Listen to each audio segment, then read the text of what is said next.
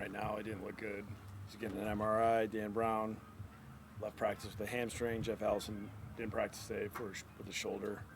I know Le'Veon he was starting to cramp up there at the end after the running, so try to push through 7-on-7. And then finally, I don't know if he went full body cramp, but I think his legs cramped up on him.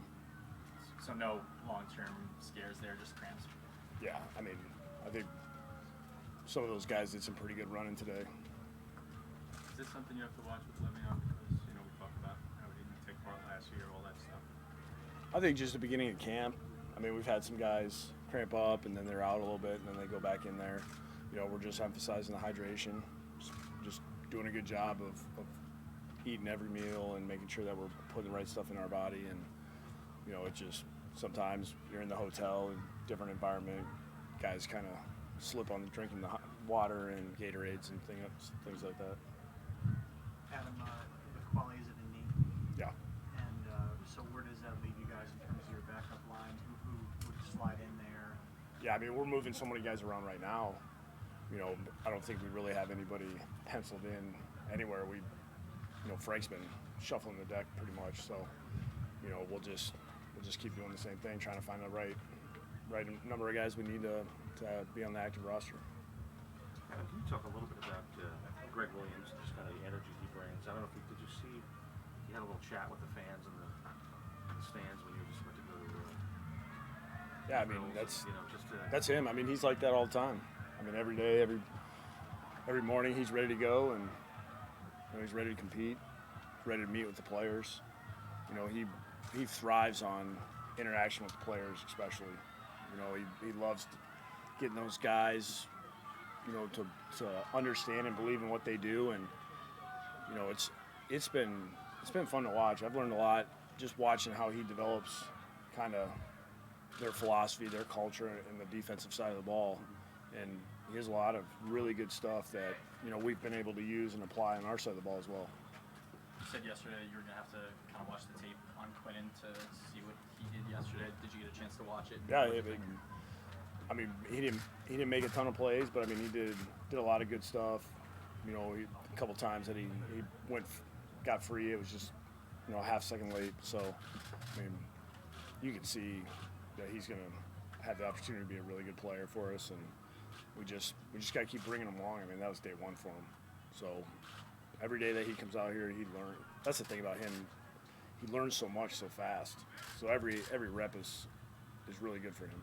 Le'Veon was more involved today. Was that because of the last 2 days that he had to be pulled out, or was this?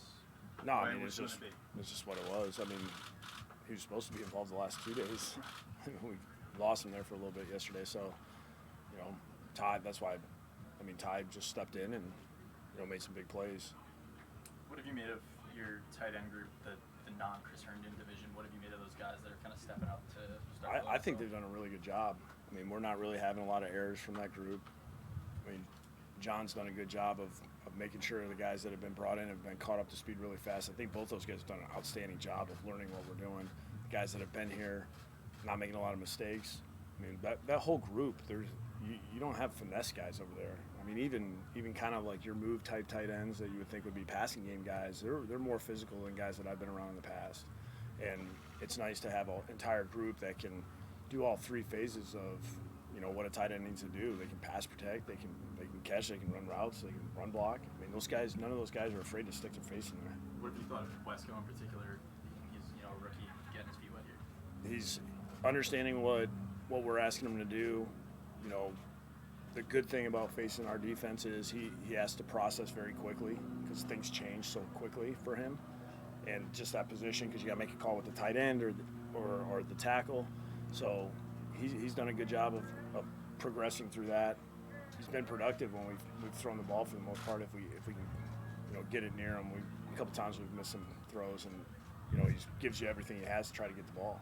Does he have flexibility on where he can line up? Because I know you see some fullback and some split out and inline. Yeah, he can do whatever. I mean, I'm not going to. He's not the type of guy at like 285 you want to really single up, let him go work a DB or anything. But his experience of playing in line, playing back as a fullback, gives us a lot of flexibility. We don't carry a fullback, but we usually have a tight end that is able to do that role. I mean, it's just you have more variety when you have a guy that can do multiple things like that. Has his ability to kind of get out in the passing game been impressive, given how little he really did that in college? Yeah, I mean, it's one of those things, guys. He kind of creeps up on you. You know, you don't think he's a blazer by any means, but you know, he gets the ball in his hands and he's a big man getting in the secondary, and he's a tough guy to bring down. Jamal seemed to be everywhere today, and you schemed against him the previous 3 years. How much has he developed in terms of coverage? He let me know too today that he was all over the place. Yeah, he did. He was crushing me today. They did a good job today. They played physical in the run game. He was really active. The whole group, the defensive line they played very physical. It was really hard to run the ball today, which I like the fact that we're going back and forth like this. You know, they cleaned some things up, made sure that when we worked some red area today that we couldn't run the football. And that's, you know, I'll put the head coach hat on there for a second and say that's a good thing. He said you guys had the better than yesterday. CJ just said that you guys had the better than the defense got it today. Do you like that back and forth as a head coach? Yeah, I mean, even though you are calling him. Yeah, I mean, if you have one side of the ball that's dominating the other side, there's probably going to be an issue somewhere, you know. And it's good that the other side of the ball responds, and then we'll see what happens the next day. What have you learned about Gase? What kind of impact do you think he can have up front? Well, going against him, you know, last year, he was somebody that, for me, I noticed because the physicality he played with, he plays all the way through the whistle, sometimes a little past it. Got one of our guys ejected last year. So, you know, being around him, very smart, very intense, very prideful in his job and how he goes about his business. You know, when you talk to him, you're kind of like, wow, that's a really nice guy. When he gets between the white lines, I mean, he's a different guy. And he's violent, he's physical, he brings attitude. I think him and Brian Winters really, you know, I don't know if I've been around two guards that have that kind of mentality where they're looking to be violent, aggressive, coming off the ball and really stroking defensive tackles when they get the opportunity. Do you seem to think just being healthy will allow him to have a bounce back year? Do you think it's that simple, just get him? Yeah, I mean, that's a big thing for any football player. I mean, when you're banged up and you're fighting through it and you're out there on the field, you're not 100%. I mean, it's tough enough as it is when you are 100% because the athletes that are out there. So just being healthy for him is a great thing because now he knows he's better than most guys that he goes against if he's healthy. What kind of impact does CJ can have on your defense? It's having a quarterback, man. You got a quarterback on the defense. You know, and in Greg's system, you know, that guy has flexibility and they give him the tools that you need. I mean, these guys have the ability to make adjustments and they game plan and the Mike linebacker has to mentally be very sharp, and having an experienced guy that knows how to do that and has been in systems like that to where he can make some adjustments in game and on a certain play. I mean, it's I've never been around anybody that's been able to really be that type of guy. I mean, I've been around some good players, but he's the best one I've ever been around. The guy next to him, Avery, talked in the spring about kind of upping his game and coverage now that he's in the weak side spot. How do you think going against some of your running backs, you know, that can kind of run routes and get out there, will help him in that regard? Yeah, I think that matchup is good for our safeties and our linebackers, and yeah, I feel like he's done a good job of when he's been matched up in some of our man stuff. I feel like he's it's been a tough completion, and then in the zone stuff, he's squeezing down those lanes really fast, and he's showed up quite a bit.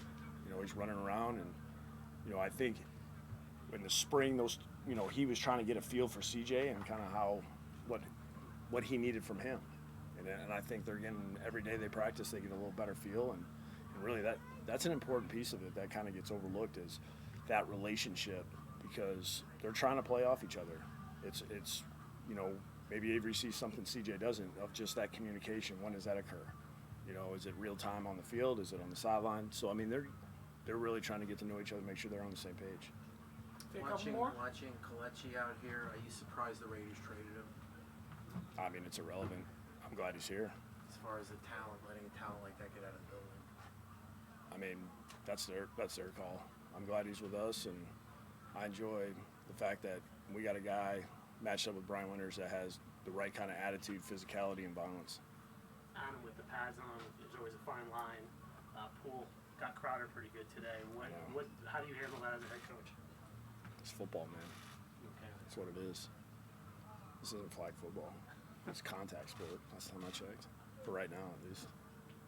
So you don't look at it saying, you know, this is a very important player we signed this offseason, and a guy's hitting him a little late, irrelevant to the play, we could lose him if that stuff goes on. Is that a factor?